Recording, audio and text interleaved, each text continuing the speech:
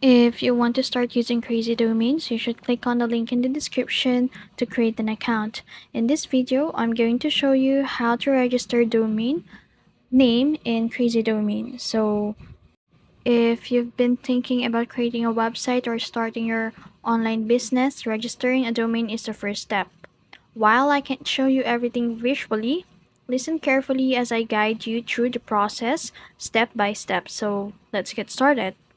To visit the Crazy Domains website, open your browser and go to Crazy Domains website. And then on the home page, you'll find a domain search bar. You'll need to click this add a new domain in order to see the domain search bar. So in the search bar, type the domain name you want to register. For example, I'm going to type is links.com, and then after that, click the search button to see if the domain is available. And then after that, if your domain is available, click the add to cart. You can add the other domain extensions or related services like hosting or privacy protection at this stage. Once you're ready, click on the cart icon in the top right corner to proceed to checkout. And after that, if you already have an account with Crazy Domains, log in with your credentials. If you are a new user, you'll need to create an account.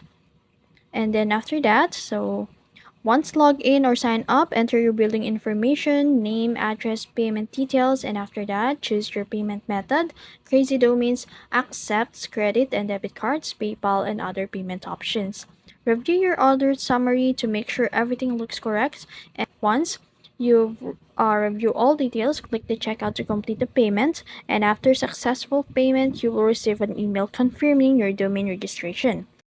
Once registered, you can log into your Crazy Domains account and access your domain manager. And then from here, you can manage settings like DNS, email forwarding, and renewals. And that's it. You've successfully registered a domain name with Crazy Domains. Now you're ready to build your website to start your online presence. If you found this video helpful, don't forget to like, share, and subscribe to the YouTube channel.